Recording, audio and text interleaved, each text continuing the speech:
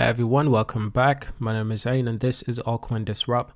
Today we'll be having a look at Ethereum and some other things that are going on in the cryptocurrency space. There's some big news in the Ethereum space for one. So before we continue with this, allow me to declare that this video is not financial advice. It's strictly for entertainment purposes and for educational purposes. Now Ethereum 2.0 staking contract now holds 10 million Ethereum. And that's just incredible. This is incredible because I remember when this was first announced that yes, you can finally stake Ethereum. Just a couple years ago, you can stake Ethereum if you have 32 Ethereum minimum. It was absolutely incredible at the time. And now over 10 million Ethereum are all stake. How incredible is that? In other news as well, Ethereum transaction fees dropped to 6 months low, reports. The decrease is likely relating to a cooling off of the NFT market, which is quite interesting. So we're going to have a look at that as well. And in other news as well, Bored Apes Yacht Club donates 1 million in Ethereum to Ukraine, which is really good. Round of applause. Luna skyrockets 20% amid rise in DeFi staking on Terra, and Terra is now DeFi's network of choice after Ethereum. Terra has been doing really well lately, and we're going to have a look at that as well. Now, before we continue with the articles, Ethereum is currently trading at $2,579 US. How incredible is that? The interesting thing is that it's actually been really good to trade Ethereum lately, in my opinion, but obviously not financial advice. But if you look at some of the low points of Ethereum, like recently on the 7th of March, it was $2,459,000 US. And in the last 7 days at its all-time high, $2,760 US. That's actually really good for trading because Ethereum is relatively safe. You know, we really understand the Ethereum market. We understand what makes Ethereum valuable because of its huge ecosystem. We understand the need for Ethereum in terms of the NFT market. All of these demands that Ethereum have, we understand Ethereum so well to the point that I'd argue we understand the Ethereum ecosystem much better than Bitcoin, because people buy Bitcoin for one or two reasons: to hold value, to make money, or to keep your money safe.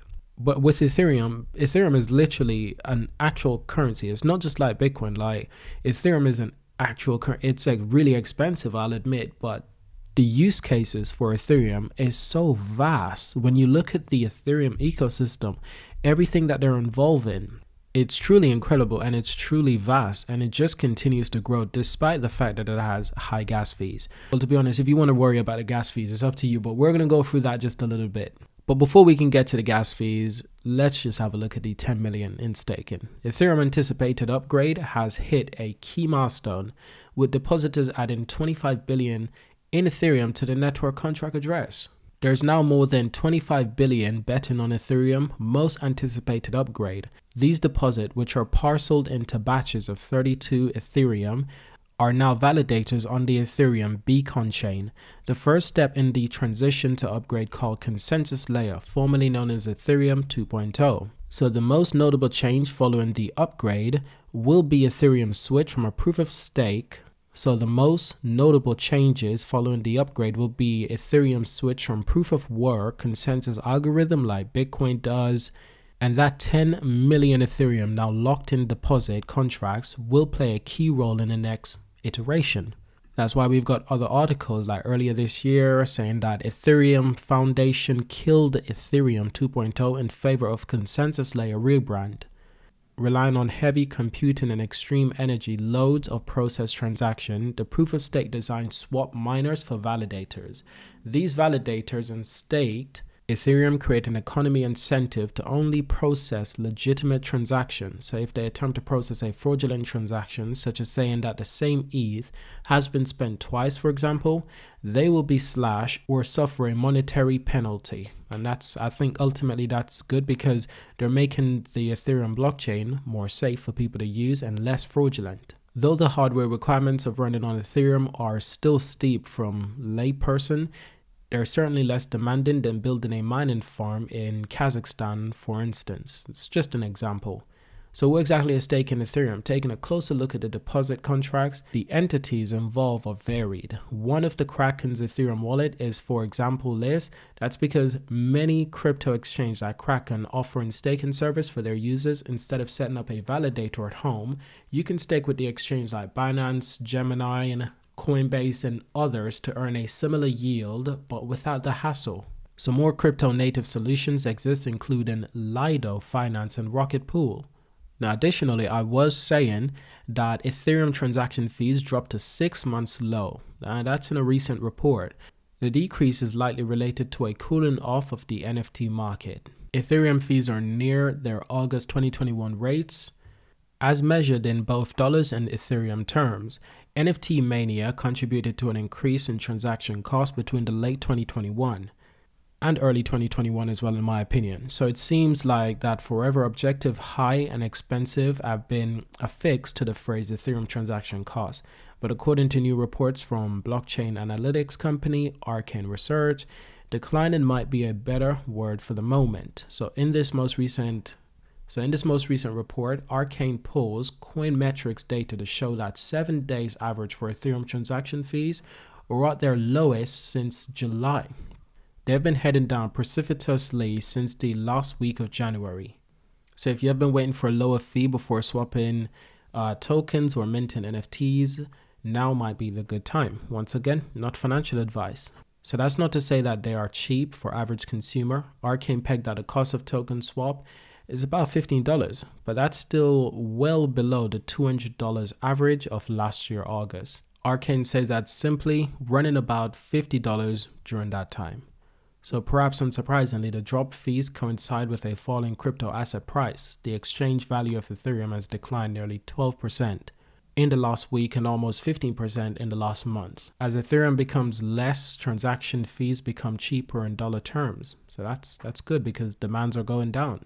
Now, ultimately, in the last 30 days, Ethereum was just as high as 3,200, which was brilliant. But going back further, 3 months ago, it was just above 4,000 US dollars. And even further, back in November last year, it was 4,812 US dollars.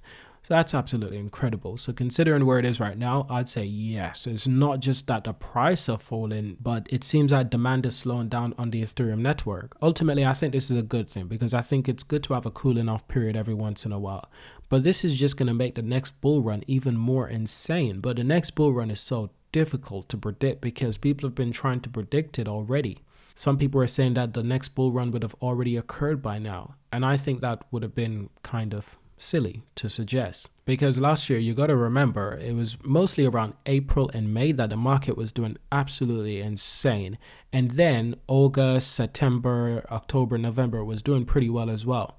But June and July last year was doing absolutely terrible. That's the market in a nutshell. But this year, assuming that the exact same thing is going to happen like in April and May this year, it's kind of dangerous to predict that because obviously the market is at a completely different place.